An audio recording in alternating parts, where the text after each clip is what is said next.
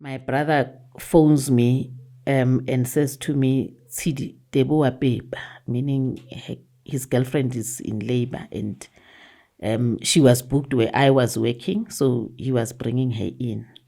When he said that, I said to the colleagues that I was working with, guys, my mom is leaving.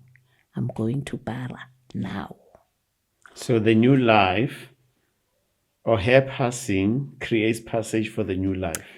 And don't ask me how I knew. I just felt it in my spirit that I needed to go to be with my mom. Left work, rushed to Bara. I tried to phone some of my relatives that work nearby so that it's not a grueling journey. Plus, I wasn't driving at the time. I had to go catch 2 taxis to get to Bara from work. And obviously, I couldn't take my brother with because he needed to make sure that his girlfriend was comfortable at the time. When I got to Bara, I found my mother writhing in what I will not describe as physical pain. And she was uttering things that were not comprehensible. And she, at some point, she would ask for Coke. And Mama Kanasa no Coke. So it was strange that she was asking for Coke. And me being a health worker at the time, when she was asking for Coke, I started asking questions. Now I'm looking through her chart and I'm checking, what is she getting? She's got a drip, it's dry. What is she supposed to be getting? And then I realized, no, her sugar is low. Now I'm starting now to give these ones and tell them, hey, give me what? Give me this. Look, I've realized that you didn't spell my mother's name properly here. Correct her name and surname. And I'm phoning my brother. I'm saying, if you're not here in 30 minutes, she's going. I want to release her, but I can't release her without you being here.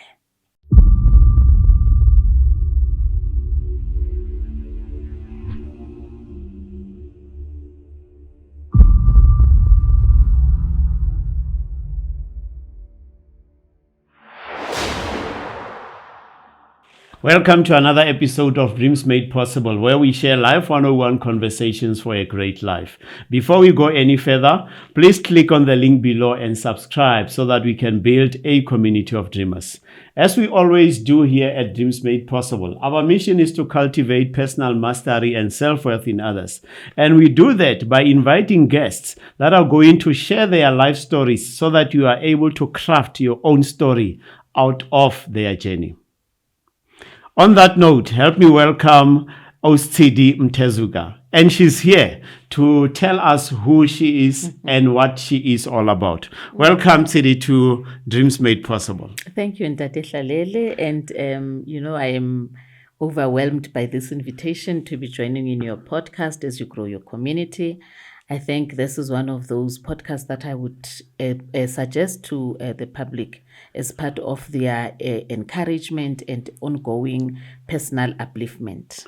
Thank you so much. Thank you so much. We start by building the foundation here. Absolutely. We always say we don't put the bricks and then expect that the house will grow. And that foundation is about where we come from. Maybe if you can take us through your story in terms of where did you grow up, your type of family, and how was it growing in your family? Okay. So I am known as Makhanaka now, but ke hodile ke le Tshidiso Mthezuka, born and raised Kodube in Soweto by my granddad, who was 70 years my senior.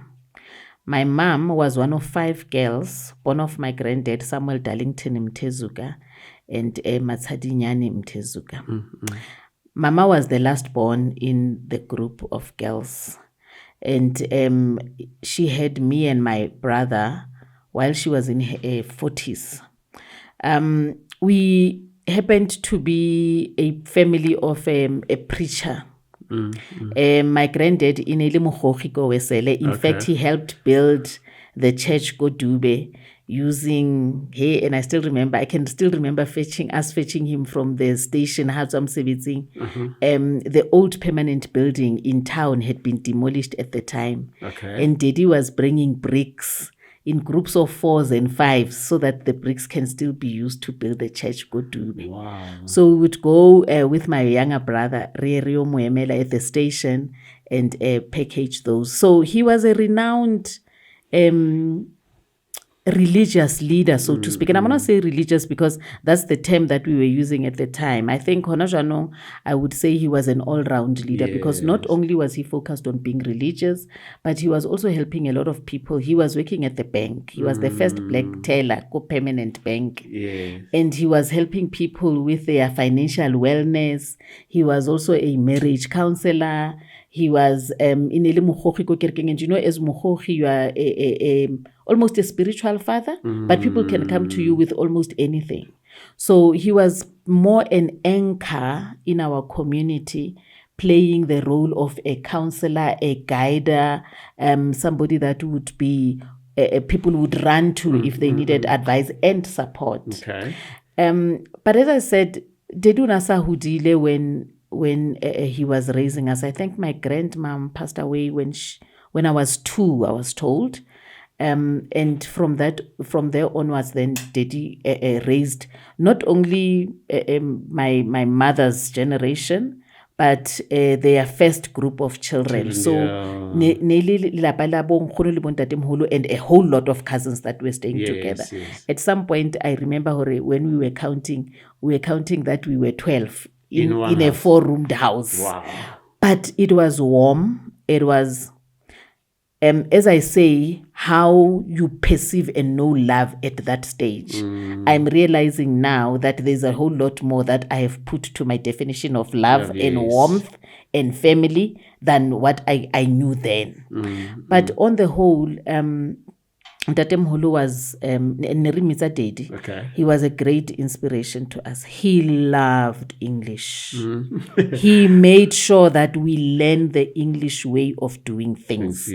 So much so that when I tell people who dintho tse tshwana le bo megodu and maotwana di ne di sa jewe ko hae, and not that we were very rich, but it's things that he made sure we understood that they are for occasions and not for everyday meals. But our meals would contain 3, 4, 5 vegetables and a piece of meat. We didn't eat pap. So and he would even measure the portion of food. So not only was he a great preacher, he was a great cook, he was a great teacher, he was a community builder. I unfortunately do not have an idea of the kind of husband he was because but as a father he was stern. As a grandfather he was even more stricter with us. He expected us to perform at a level beyond what people considered normal.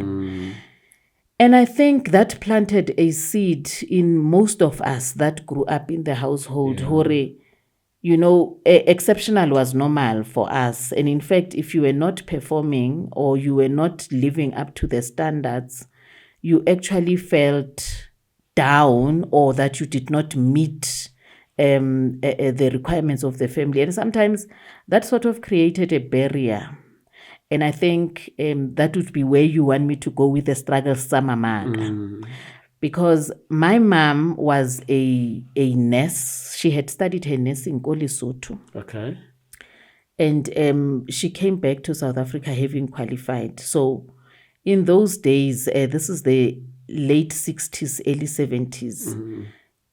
As nurses, you were not going to be employed if una libana and you are not married. It so happened where my mom had my eldest brother who passed on in his infancy. And as things happened, obviously, mahadi and the likes, as you know, as is tradition. And, these things don't happen over a year. Sometimes it takes a long time. So after the loss of the passing of my brother, then came me. Hence my name, Tshidiso, which means comforter. I'm going to explain that to you later. After I was born, then came my brother. And I think during that time of between my birthing and my brother's birthing, things got revealed in my mother's life. And part of that was that my dad was not who she thought he was. Okay. She learned that my dad had another family and was actually married, which is something that I know hurt my granddad. He felt devastated and could not then understand or even bridge that disappointment. So for clarity, just for clarity there. So your mother coming from Lesotho and your dad then also from Lesotho, or they met here in South Africa? I do not know, but I have an understanding that my dad was from either Mpumalanga or Swaziland. Okay. I don't know that side of the family at all. I have a vague memory of my dad. But the two of them were here. The two of them were here in Gauteng. Yes. But as to where they met and whatever, I'm not certain thereof. So Mama had to then leave nursing. She was actually a sister, Kopara. And she had to leave nursing. But I'm not sure whether she left nursing because of the system or she left nursing because of the difficulties that then went on into her life. My mom became alcoholic. I don't know when, but I remember when I was 6, and I was going to school with my younger brother, who was not allowed to be in school, by the way, at the time, but we had just found him loitering somewhere in the location. Not allowed because of age? He was still young. Okay. He's 2 years younger than me. So he was supposed to stay home, but we had just found him and he didn't want to part with me. So he went with me to school. So one of the days... just a moment there, and sorry to interject, just for clarity. Say you just found him. Where had he been there during that time, before then? So I do not know, and I don't remember, but what I seem to recall was that he was found in an open field in Klepspruit. He was living with pigs, I understand. I don't know where my mother was in this vicinity. My mother was not staying with us at home.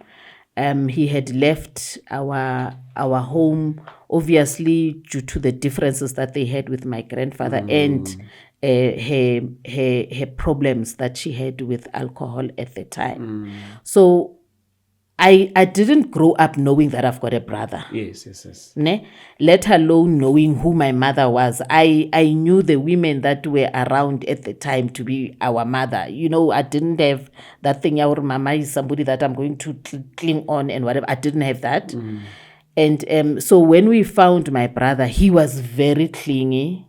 And he wouldn't allow for me to go anywhere and he's not there.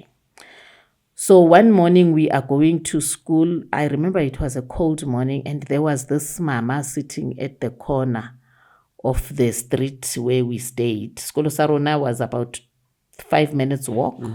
So we were walking to school and this mama calls us and says, Banabaka, I don't have food. Do you have some money for me? So as much as I say Tshidiso Daddy, who was a pensioner at the time, he made sure that at least it's 10 cents as much as we had lunch tin. And I don't know whether it was from Tshidiso in the church that, you know, you learn that spirit of benevolence. When somebody asks you for something, you don't say you don't have it when you have it. And we gave her the money. Ne?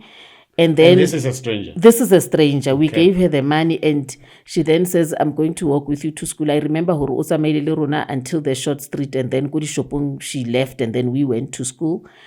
And as we were walking, she then tells us that she's our mother. Now you can imagine I'm 6. Sipo is 4. And we are asking ourselves, she's our mother. And at the time, I'm trying to go back into my memory bank in my mind. I don't have a picture of her at that time. But I remember this mama who told us that she's our mom. Then arrived back home, having met the stranger who was telling us that she's our mother. But It was not necessarily unfamiliar because we also had friends in the neighborhood. Our neighbors, for example, their mother was married and staying in Pretoria, but bona badula le rona as neighbors. So it was not unfamiliar that people were not staying with their mothers. But for us, we didn't have this understanding of a mother. And I seem to recall, Hore, maybe one of the reasons why this gap was not so visible and clear is possibly because there were other people in the midst. We had some of my aunts staying with us, and our older cousins were also staying with us. So we were not aware of this gap. And again, you know how it is in families in the days we grew up. Things were not discussed and not put on the table. But I seem to recall some skirmishes every now and again where we would hear this name being said, although we didn't know who that person was. And I think the one time where we honestly met or engaged with our mother was when one of her sisters passed away. I think in 1984, if not 83. And now she had to be at home. And that's when we started engaging with this mama. On the whole, the experience that we had, did not indicate that we didn't have a mother. We were clean, we were well fed, we were well looked after, we were well taught. In fact, ke hopola, a lot of people used to call us geniuses. We had one of our family friends, Baha Daycare, and there was a young man there who was the same age as me, Debo. Nali Debo Honerluanla number 1 and 2 Kuskolo. So it was and the daycares, because they have a colored legacy, were lighter in complexion, and me being lighter in complexion, people thought that we are siblings or even cousins. And they were not surprised. Everybody was assuming, so they would know Skhoa and things would flow for them. So it is with there is some pain that I learned later in life. As I was reflecting back on my upbringing, but there's also a lot of gratitude and Kiri grace that I realized was on our lives, because we could have gone either way. We could have easily gone down the path of destruction, but for some reason we had some covering that made sure that even though the world was a difficult space to be in, we didn't feel it. So let's go back to that day when you go into school and this lady says, "I'm your mom." So I would like us to take us to later. Now you are at home. You are telling your grandfather that we just met a stranger and she says, she's our mom. How did that happen? And at what point did you come to a realization that, yes, she is indeed your mom? Okay. So we didn't have that conversation with my granddad. For fear of reprisal, because one of the things that we were taught is that you don't speak to strangers. Oh, yes. So we didn't have that conversation. And you violated that rule. We violated the rule, but at the same time, Akira, you are taught this, but you also taught Christian values of helping each other, So we helped this Mamaka Chelete, and the only time we definitely knew that this was our mom, as I say, was when she came for her sister's funeral. Yes.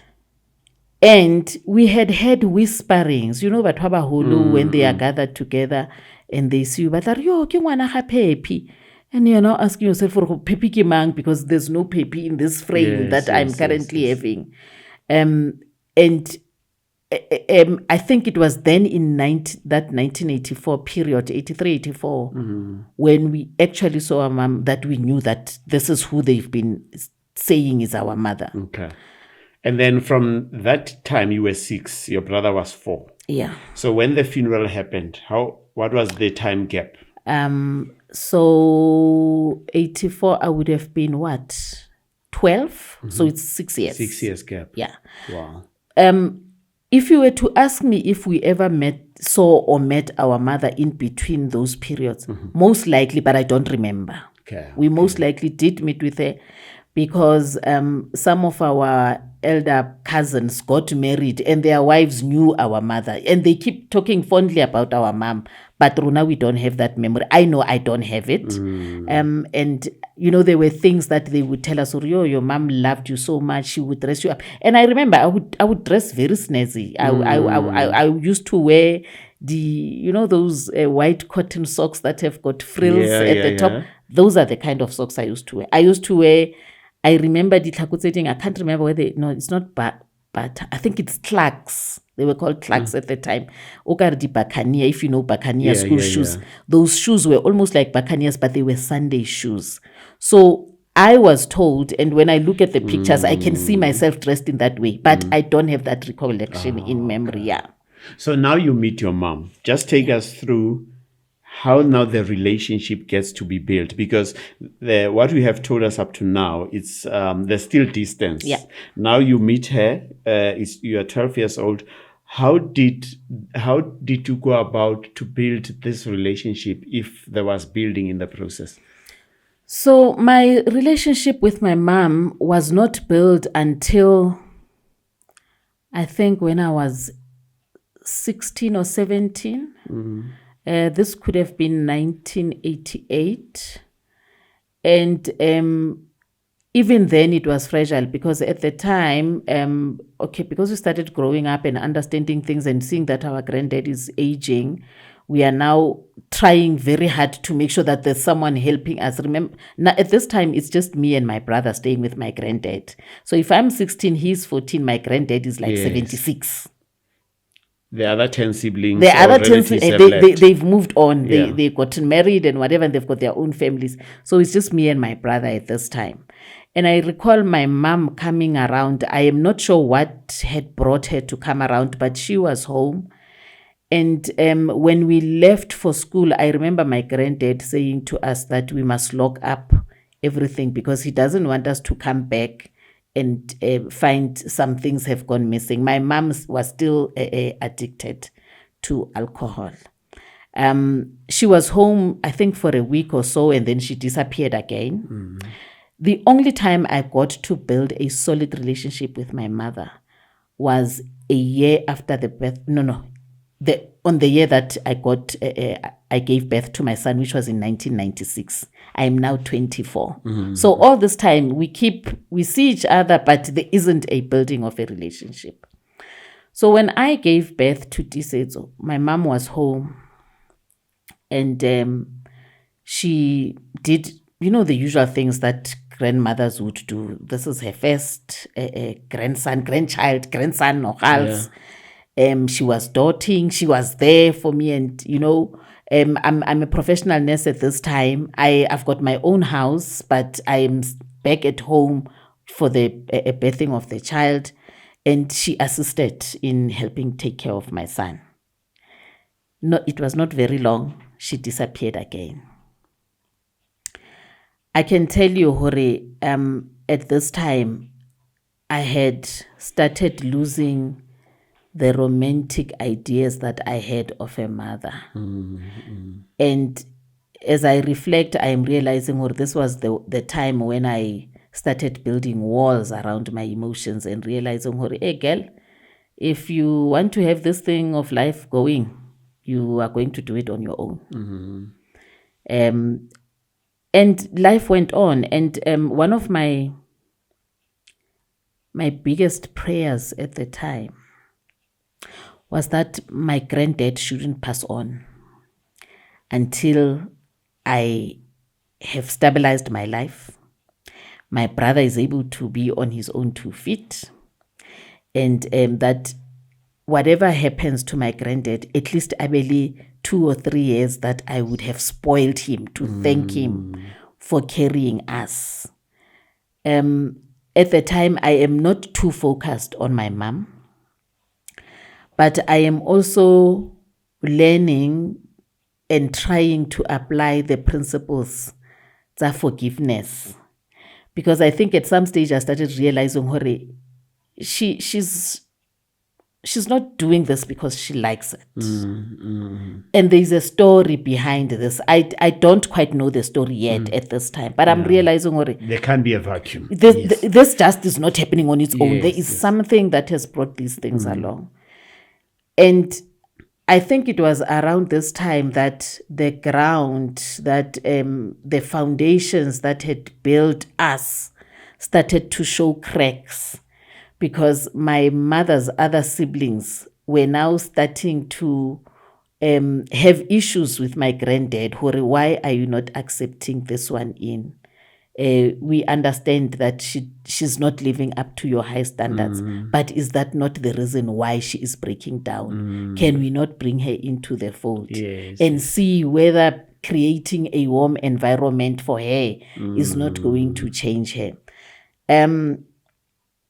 I think, as much as I'm saying we reconnected with my mother, we never got to talk about it. Yeah. But she reached out, and it might have been when Tshidiso was 2 that Tshidiso's granddad passed away from his father's side.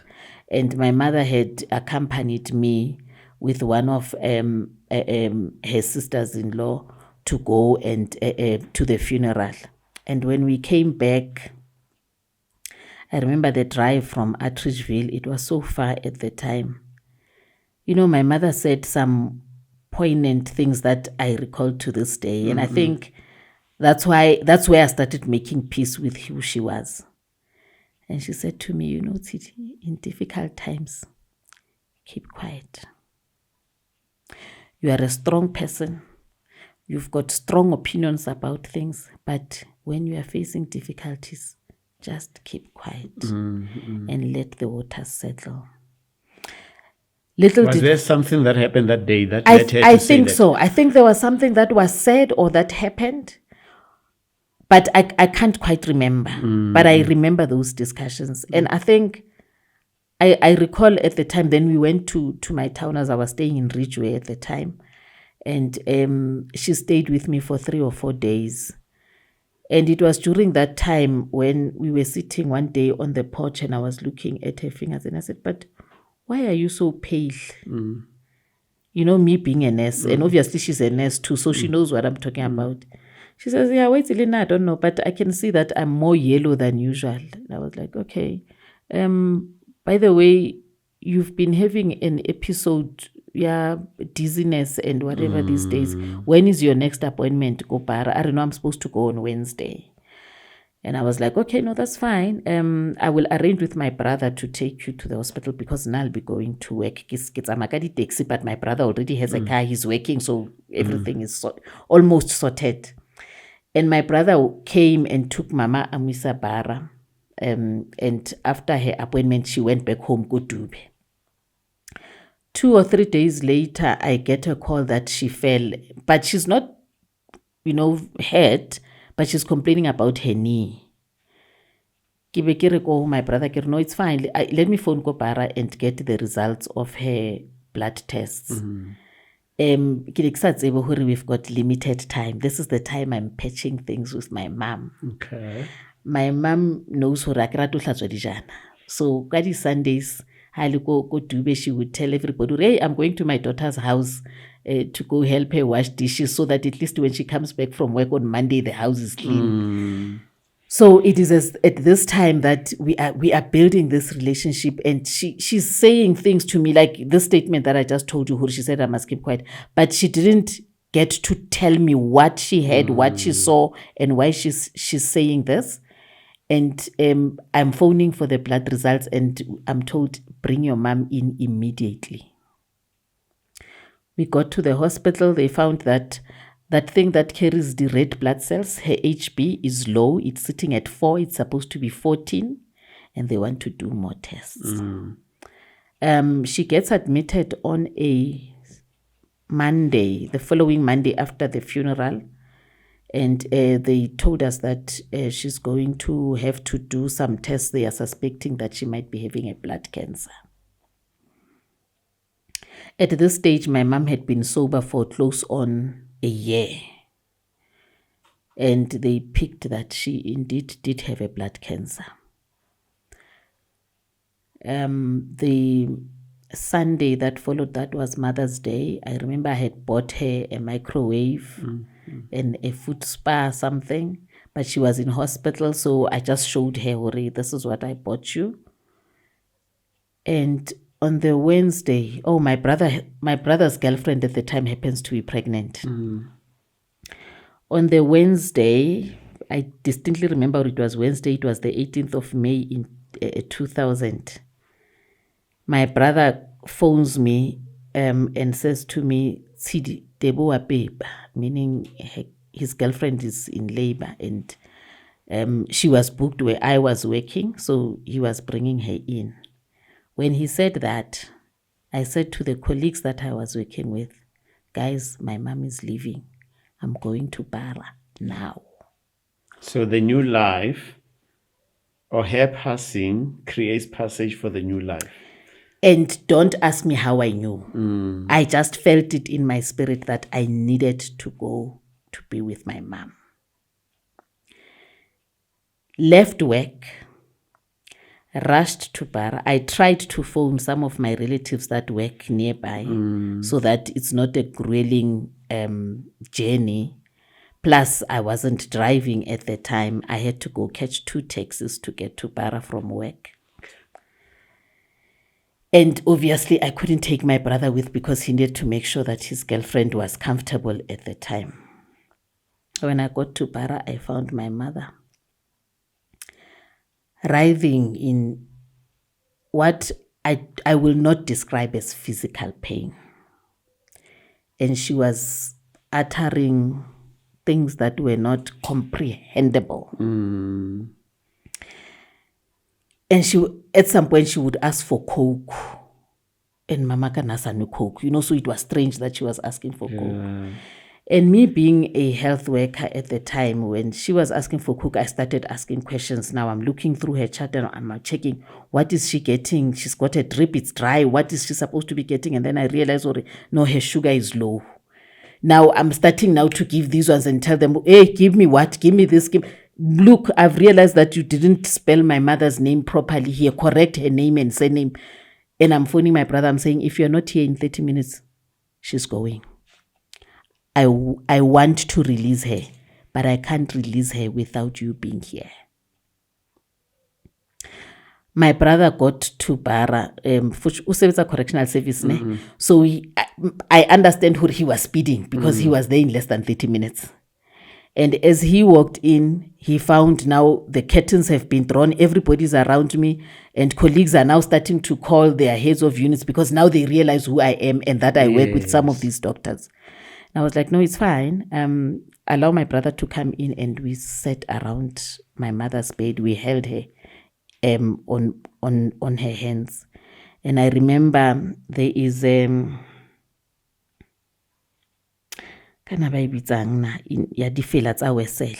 prayers that you make at the beginning of the service. And there's one part that says Modimo ha rate lefu la ha thabele lefu la moetsadibe. And everybody has a moment to reconcile with their God before they passed. And I said that prayer holding my mother by the hand. And then I said to her, Mama, it's okay. You can go. We know your struggle. We appreciate your struggle. And it's fine. We have nothing against you. We hold absolutely nothing against you. And we promise you we are going to make you proud. Is that silent at the time, or you are I am saying it. I am saying it. I am saying it, and I'm saying it in such a way that I want my brother to be okay. We haven't discussed this. Yes. I want my brother to be okay that this person that we knew to be our mother by name and had never had the connection to feel this warmth. I want him to know that it's okay. I want him to allow me to say this to my mother. I didn't know, as I was doing this, that I am creating a bond of peace for the 3 of us, but also maybe for other members of the family that would have been aggrieved, or this is how things ended. And I remember my brother just looking at me. and, nodding the way you are doing now. And within a minute or so, my mom took her last breath.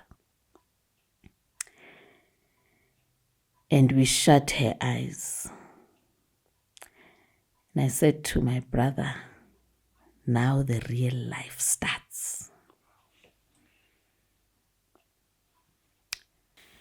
It's a moment where I think I did the most growing up. And I think my relationship with my brother got to be the strongest. But I think it's also a moment where I had to process a lot that had gone on in our lives.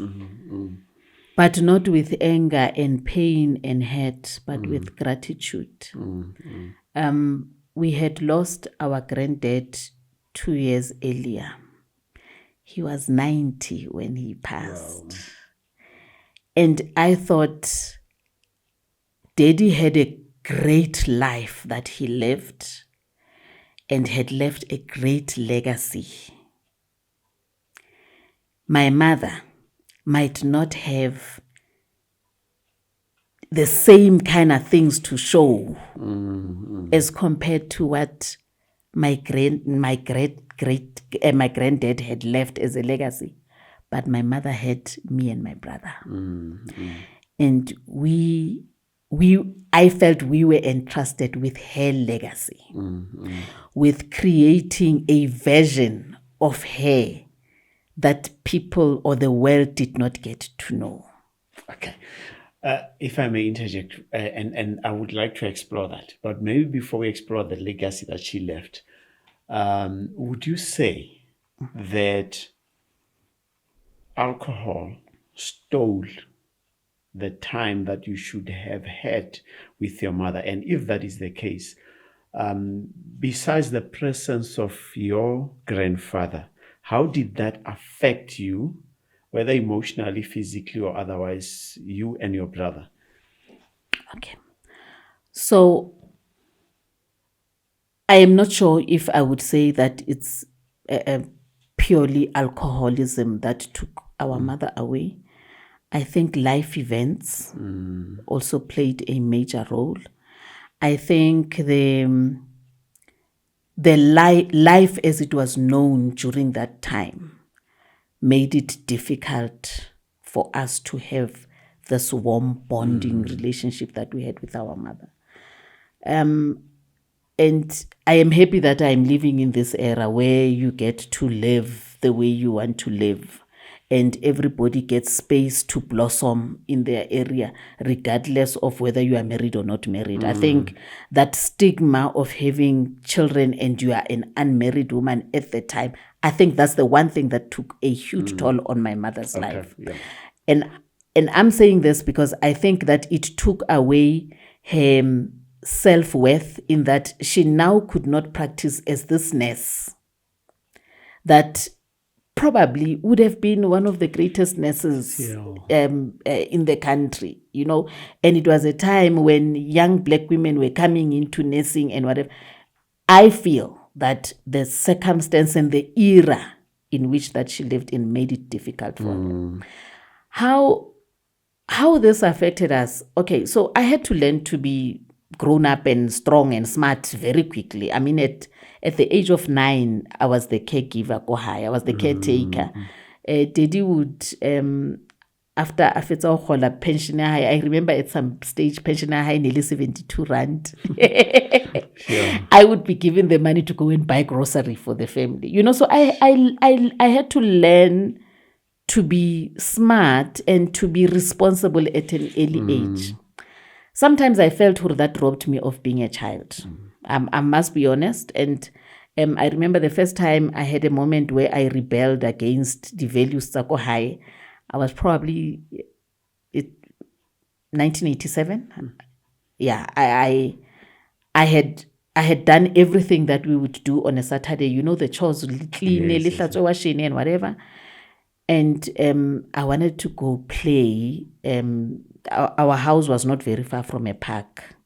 So I wanted to go play at the park, and my granddad said, no, Sipho can go play. When you must stay in the house. And I said, what? That's not happening. I said, I am going to play. I am a child. As much as I am required to have these responsibilities, I am a child. I remember Daddy Afonela, our eldest cousin, Opa Mthezuka, and telling him that I am rebelling. And I said, I'm going, until you come here, Malume, Malume, because he was much older than us. I said, until you come here, I'm going to sit in the street. I'm not coming into this house.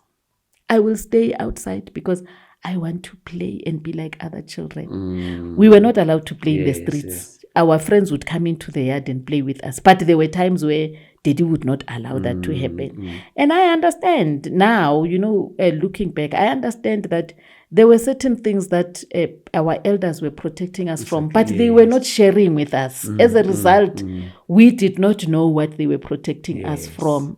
Remember, now I'm 12-ish, I'm a young lady, possibly because I'm living in this cocoon. And possibly that's what Daddy was seeing, but he did not have a way of conversing about that with me. And from there, I was then passed on from relative to relative. And I think that's one of the things that affected my relationship with my brother, because now when we became older and we spoke about it, Sipho said he felt I abandoned him. And I said, but I felt you abandoned me too, because when you went to go play and then I had to sit one, But I think at some point we grew up out of that. And we bonded even more, and I think the adversities, and I must be honest, when you were looking from the outside, you couldn't see the struggles that we were going through. Yes. I know our neighbors revered us. People thought we were a rich family. I don't want to lie to you. People thought we were a rich family, and the richness was based on the smartness. Daddy would, you see this table? Daddy would surface this table with a veneer that is used in ships right now. You would not be able to buy furniture that Daddy would have touched. Yeah. He was smart. He was keen. He was, the extra mile. He was out of this world. But I'm talking about things that I saw. I'm not talking about things that the world saw. Ne? And I'm not talking about his internal person, his emotions and whatever, because he was also a stern person. So if he was hurting, I've never seen him cry. Yeah. I've never seen him saying, but he would have this solemn look. And you would have a sense that he's in a faraway place, but he would not say much. So as a result, I also then learned or struggled to express my emotions, especially negative emotions. I'm going to be honest with you, even now I struggle with that. My husband has to deal with a lot of that these days, where whenever I'm having something negative, more often than not, I will not talk about it. And the reason why I will not talk about it is I'm trying to get to a point where I am cool and I'm settled and I'm able to be rational about the situation and not be emotional. As a result, I've realized the world, or when people started engaging with me and did not know me well, people would assume or I'm cold. In fact, I recall as a young lady, one time, Kitsamaya, Ilov Street, some Zulu men, what's up, Zulu men? Some Zulu men would say, hayi ntombazana unesimilo esithusayo. And I didn't understand what that was. Yes. But later I then realized, like I walk like you can't touch me. And it's my defense of saying, I'm not going to open up my vulnerability to the world. I have to be the strong person. So somehow, I think that created a boundary around my heart as a way of defending myself. Now, whilst you're there, you earlier said that as you were growing up, you learned how to build a wall. I think that's the words that you used. And then you are traveling with your mother from Attersville, and she says these words that don't talk. Yeah. So would that be coming from that, and probably unconsciously, then this became part of how you responded to the world? Absolutely. And as there's a psychologist, Carl Jung, he says that the one thing that troubles you is what you have to offer the world to heal. Correct, yeah. So I learned, Hore, the walls that I am building, I did not start building them then when my mother said, Uthule. I started building them when I realized the environment that I was growing up in. Oh, yes. When I realized, Hore, man, there is I'm supposed to be having a mother like other children. Why is there no mother here? Why is there no father here? In fact, I was making a joke with my kids the other day. You know how in the old days, Testic, they would advertise it as with a family sitting around the table, a father, a mother, and their 2 children, a boy and a girl, and the rice would be there and there would be roast chicken. Correct. I said, I got very angry. What is this? I mean, I'm eating the same food that these people are eating, but now I don't have a mother, a father. You know, so that model you see on that advert is not translated into my real life. And I remember then at the time we were then taught about a nuclear family and an extended family. And then now I'm a confused family because not only are we extended, but we are extended blended. Because and we do not have this thing here, a nuclear family. And yet when the world is looking at me, by the way, at some point model our jet clothes, primary school. Yes. And when the world is looking at me, they are seeing this perfect child who's supposed to be coming from a perfect family. They are looking at my brother, and these children are doing well in school. You know, I recall Hore, at some point Sipho was even chosen to be in the what was this junior mayor council or something like that, where they are taking young people and they create a young people's parliament. I think but at the time it was school kids. And he was getting a scholarship, some school, some Model C at the time, on Saturdays. But we were not this nuclear family. We were not this model family that we are seeing. And because of that created for me almost a betrayal of sorts. How can the world show you this when you are not there? It's dishing something out to you. And also, I am trying very hard to live according to Christian values, understanding what I am creating or I am working towards a life of bliss. Why is life not blissful? As a result, then the walls came up. But these walls come up, and I'm also learning other things that, you know what, there is a lot of pain in the world. And this pain that's in the world cannot always be comprehended or even spoken about. Remember, I'm seeing this from the issue ya Mama Kale, her dad. I'm now seeing it in the world as I'm growing. And I'm realizing, Hori, there might be much more to life than this cocoon that we've lived in. And I think the exposure of staying with different other families. So after my rebellion, by the way, I went to go stay with my eldest brother and his wife. They are a nuclear family. They are married. Husband and wife. They are staying on their own. And they are struggling. They are struggling. Every night, every weekend.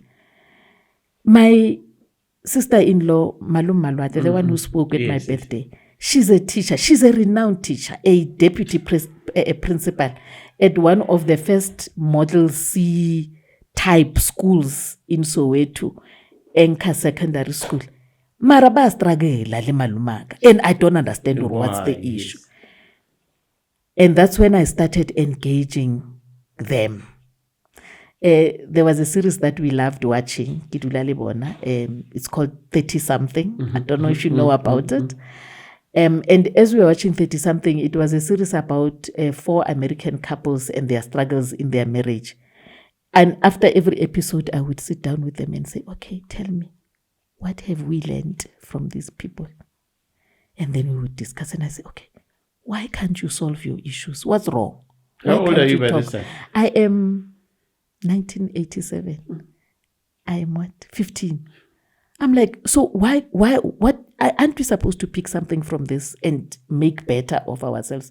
I love you guys. And I wouldn't want to see this happening. You are, Kore, at the time, I think at the time I didn't appreciate what I was doing. It was when I started being a nurse that I realized, this thing has always been in my spirit. Yeah. It's been part of me. I've always been aware of pain. I've always known that I do not want to extend pain. I probably at the time did not know what am I supposed to do to make a difference in the world. Yes. But I was very much aware, na pain, I will not pass it on. Yes. That's so profound for me when you say you will not pass the pain, because how you have narrated your mother's story would have created a wound. And then you would have had a choice to say, no, I am going to dish it out to others. Yeah. Either by being distant or whatever way in which you could have done it. So when you say you decided that you're not going to pass on the pain, what were some of the considerations? What led you to that decision? So I think seeing my brother and his wife struggle in marriage opened my eyes to the realities of life, because this is the first couple that I am living with. And I had seen the frustration that my aunts had with my granddad about my mother, and the rift that the silence around this issue was creating. The fact that the information vacuum created space for lies, for unreal situations to build up in people's minds, for misconceptions. It made me want to say, no, we're gonna stop here. And I remember I would, in my early years as a student nurse, I would call my cousin sisters and say, guys, let's come together. Why? Can I please request that that we create and build a foundation that's different? You don't have to like me. You don't have to like my lifestyle. But can we find a way of coming together? And I think that that prayer that I had, kwale hamama ane apasa onto the other side, sort of entrenched itself in my mind. And I know my brother would say to me, wena wa kgathatsa ka bozalwane bo ba hao, because even when things are clear, when it's clear where somebody does not like you, you find a way of saying, okay, how do we work together? Yes, you don't like me, but how do we work together for the greater good of what we are here for? It's not an easy thing to do, I must say. And many a times, I sometimes felt, I am a people pleaser. I sometimes felt, I could not say what I wanted to say or what I felt like saying at the time. But looking back, I realized sometimes not saying or doing what I would have wanted to do at the time created a level of peace or even understanding between myself and those people that I would call adversaries, and some level of respect. And I think as I was growing up and maturing now into the world of work, I had one of our hospital managers who cemented that belief when I was in a mentoring program, and he says to us as a group that one of the principles that he lived by was that try very hard that in every interaction, when you part with the person, both your dignity and that of that person are intact. Don't leave each other in such a way that when you meet next time, you are unable to say hi at the most. So even if you disagree, find that common ground. You know, the sandwich approach. Yes. You say the good, you sandwich the bad within the good, and then you give another layer of the good, that the person parts with you and all they can remember is the good, but you've said the bad, but they remember the good, and therefore you are able to come back together. That has been my principle. You know, I really like that. And I wish the world could understand what you are saying, because almost all of us, we have gone through experiences and unpalatable ones, very, very horrid ones, you know. And what I think you are saying to us, you reframed how you looked at your experiences, and you said, I choose, because there's always a choice. Absolutely. To rather grow this thing of positivity and not extending the pain. Yeah. So to somebody who is sitting at home going through horrible circumstances, thinking that I'm the only one, I'm burdened by my mother, I'm burdened by my father, you know, nobody likes me. In a nutshell, what did you say to that person? Because after that, I just want to explore your future from there. There are things that I am learning now at this late stage of my life, and it's something called awakening. And as I started the journey of awakening, I realized, Hore, we all have an inner child that feels deprived or hurt, or that feels that life should have been different. But part of the awakening is learning that you create your own world. Difficult as it may seem, you create your own world.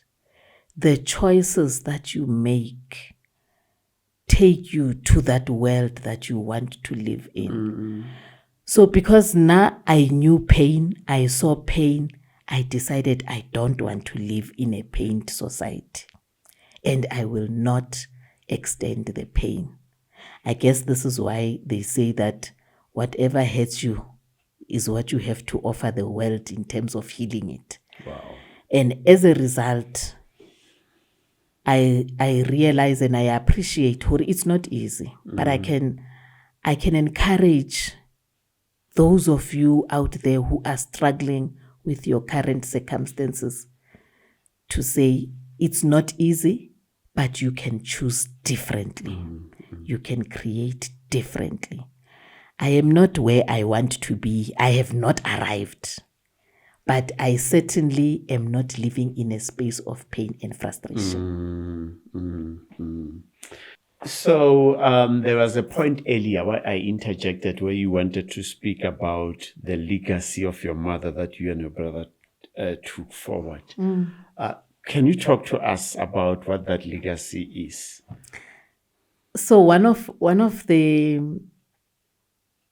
things that I learned years into my profession as a nurse was that I am actually good at this.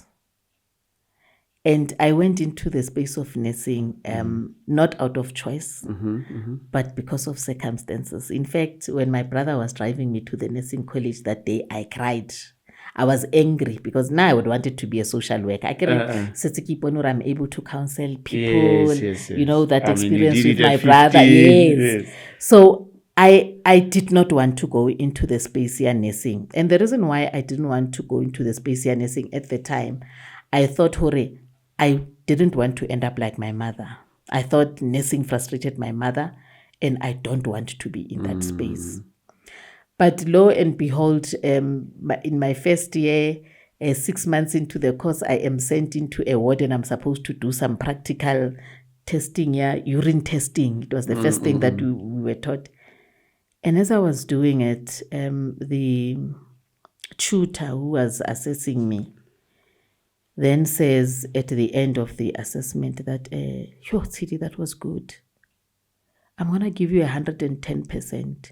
I'm like, is it even possible to get 110? Now I get a percentage, like 100. You know, give mutu abantu education.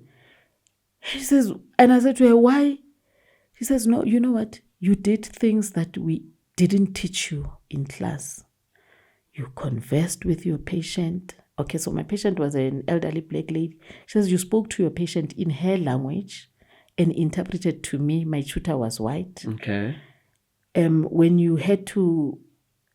the lady was supposed to get off the bed to go to the bathroom, you made sure, because the beds were high at the time, you brought a step for her. You held her hand. You helped her put her slippers on. We didn't teach you that in class. So this thing is in you. You are meant to be doing this. Botaki, I never cried so much in my life. I did not want this. I did not want to be good at it. I did not want this burden because of what I thought it did to my mother.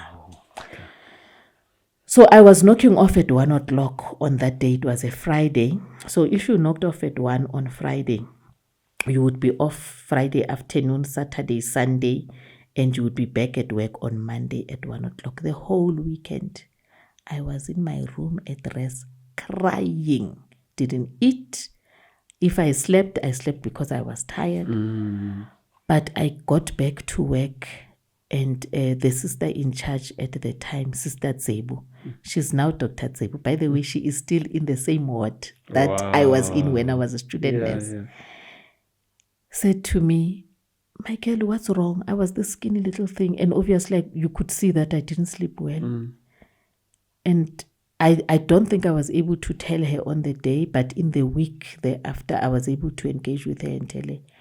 And she says, you know, when God has planted a seed in you, doesn't matter where you run to, that seed will find a way of blooming. I didn't realize at the time that I was feathering my mother's legacy. Now I just saw this as a job. In fact, a job I didn't want to, a profession I didn't even want to go into, but a burden and something that in my mind was tainted.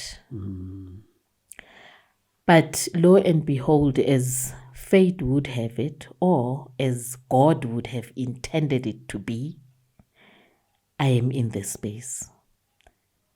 I am realizing now when I reflect back, and especially with my latest milestone birthday, when people were reflecting and telling me of how they have experienced me, that possibly this is me feathering my mother's legacy.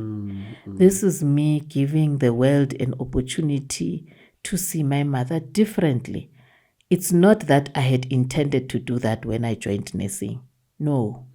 But it is something that got built up over time. And again, I would say, have I arrived? No, I don't think so.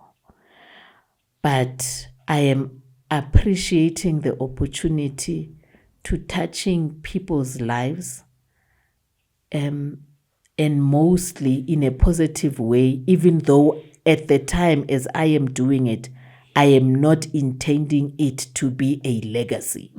I am just doing what I am doing at the time. And it's only upon reflection that I'm realizing, oh, hi man, but there's been a pattern here. Yeah. And it's not something that I set out in doing, which reminds me of another philosopher, Viktor Frankl, who says that if you are running after happiness, you will never achieve it. Yes. Just do what you do and happiness will join you there. Yes. This is so profound, Tshidi. And I now understand why you went into the field of nursing, and probably something that we'll have to explore sometime in the future as well, of the difference that nurses are doing out there. We live in a world where there is always the aspect of duality, good and bad, and we are almost bombarded with how nurses are so callous and cruel and this and this. And not because I'm speaking to you, but because I know the work that you have done. We are not meeting on this podcast, and I can attest that you are one of those nurses that are making a difference in people's lives. And that person who has given you 110 must have given you 150% or even above for the work that you are doing, because we need to multiply such positivity in life. I have been part of the positivity of the life that you're talking about. So if you thought that I'm not going to talk about it, you were mistaken. So this is the lady when my mother was about to pass on. I was in a meeting with her, and she suggested that we need to break so that I can go and see my mother.